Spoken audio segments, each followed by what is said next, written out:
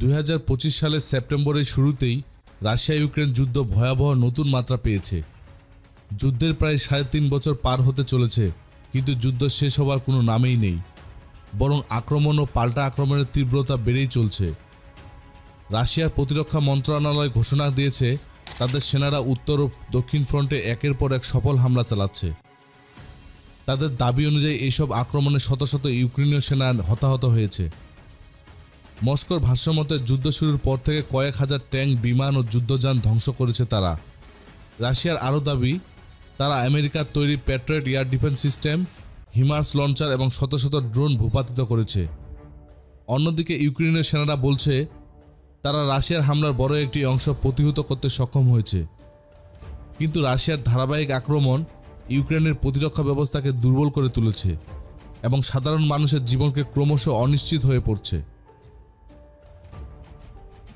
এমন পরিস্থিতিতে ঘটেছে এক নজিরবিহীন ঘটনা। যুদ্ধের পর প্রথমবার সরাসরি ইউক্রেনের মন্ত্রিসভা ভবনে ক্ষেপণাস্ত্র হামলা চালিয়েছে রাশিয়া। রাজধানীর কিয়েভে ঐতিহাসিক পেচরস্কি জেলায় অবস্থিত মন্ত্রিসভা ভবনের ছাদ ও উপরের তলাগুলোতে ভয়াবহ অগ্নিকাণ্ড ঘটে। রাতভর চলা এই হামলা ছিল রাশিয়ার সবচেয়ে বড় বিমান হামলাগুলোর একটি। এই ড্রোন ও মিসাইল হামলায় শহর জুড়ে আতঙ্ক ছড়িয়ে পড়ে। ইউক্রেনের বিমান বাহিনী জানিয়েছে রাশিয়া রাতে 805টিরও বেশি সাইড ড্রোন, 9টি ক্রুইজ ক্ষেপণাস্ত্র ও 4টি ব্যালিস্টিক ক্ষেপণাস্ত্র নিক্ষেপ করে। কিয়েভে এক আবাসিক ভবনে ক্ষেপণাস্ত্র আঘাতে 32 বছর বয়সী এক নারী ও তার 2 মাসের শিশুপুত্র নিহত হন।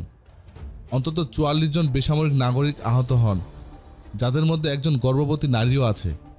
শহরের আরও বিভিন্ন এলাকায় আবাসিক ভবন, স্কুল ও বাজারে ক্ষতিগ্রস্ত হয়েছে।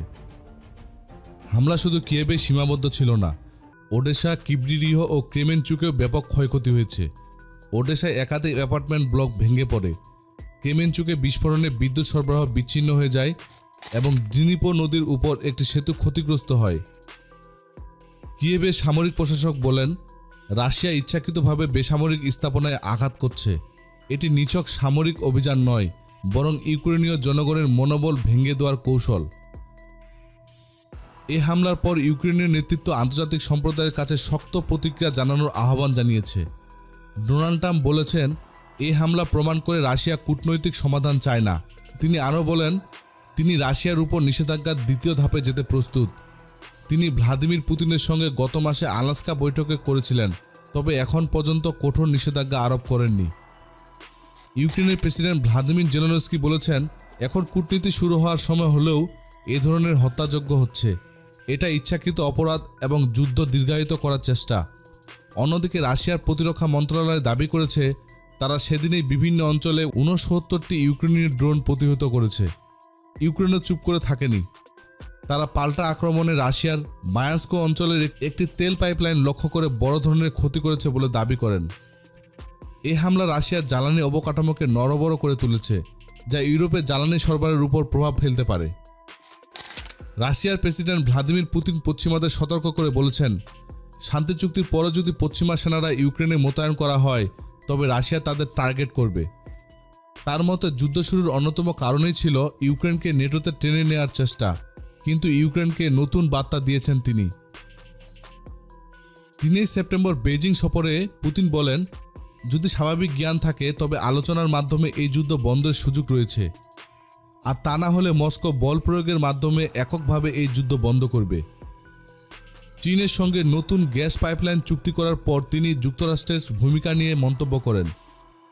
মার্কিন প্রশাসন এবং প্রেসিডেন্ট ট্রাম্পের প্রচেষ্টাকে তিনি ইতিবাচক হিসেবে উল্লেখ করেন।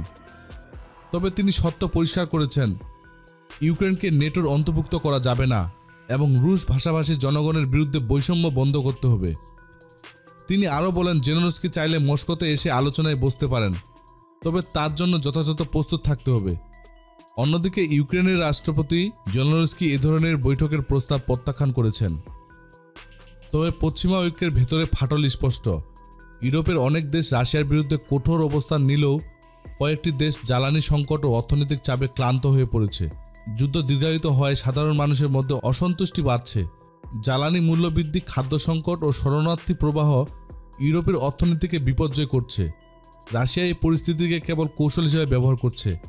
পুতিন আশা করছে দীর্ঘযুদ্ধ ইউরোপের ঐক্যকে ভেঙে দেবে এবং পশ্চিমা সমর্থন কমিয়ে দেবে। বিশেষ করে গ্যাস ও তেল সরবরাহকে হাতিয়ার হিসেবে ব্যবহার করে রাশিয়া ইউরোপকে চাপের মুখে ফেলতে চাইছে। অনেক দেশ বিকল্প উৎস খুঁজছে, কিন্তু এখনও রাশিয়ার উপর নির্ভরশীলতা পুরোপুরি কাটিয়ে ওঠা সম্ভব হয়নি। বিশ্লেষকরা মনে করছে যুদ্ধ এখন এক অনিশ্চিত মোড়ে দাঁড়িয়ে আছে। রাশিয়া চায় দীর্ঘমেয়াদী ইউক্রেনকে দুর্বল করে তুলতে, আর ইউক্রেন চায় পশ্চিমা সমর্থনের জোরে পাল্টা আঘাত হানতে। তবে যুদ্ধের দীর্ঘমেয়াদী প্রভাব ভয়াবহ হতে পারে, যেমন ইউক্রেনের অবকাঠামো ও অর্থনীতি ধ্বংস হয়ে যাবে, রাশিয়া আরও বেশি চীন ও ইরানের দিকে ঝুঁকবে, ইউরোপে বিভাজন বাড়বে এবং রাজনৈতিক স্থিতিশীলতা হুমকির মুখে পড়বে, বৈশ্বিক খাদ্য ও জ্বালানি নিরাপত্তা সংকট আরও গভীর হবে। কূটনৈতিক সমাধান ছাড়া এই যুদ্ধ থামবে না, এমনটাই বলছে বিশেষজ্ঞরা। কিন্তু সেই সমাধানের সত্য কারা নির্ধারণ করবে, সেটি এখন সবচেয়ে বড় প্রশ্ন। ইউক্রেন নেটোর নিরাপত্তা চাইছে, আর রাশিয়া সেটি কোনোভাবেই মেনে নিতে রাজি নন। প্রিয় দর্শক, রাশিয়া ইউক্রেনের এই ভয়াবহ যুদ্ধকে আপনি কিভাবে দেখছেন? আপনার মতামত কমেন্টে জানান। রাশিয়া ইউক্রেনের সামরিক শক্তি নিয়ে আরও জানতে আমাদের চ্যানেলটি ভিডিও ট্যাব থেকে ঘুরে আসুন। এই ভিডিওটি ভালো লাগলে লাইক বাটনে ক্লিক করুন। ভিডিওটি আপনার বন্ধুদের সাথে শেয়ার করে তাদেরকেও ভিডিওটি দেখার সুযোগ করে দিন। ধন্যবাদ।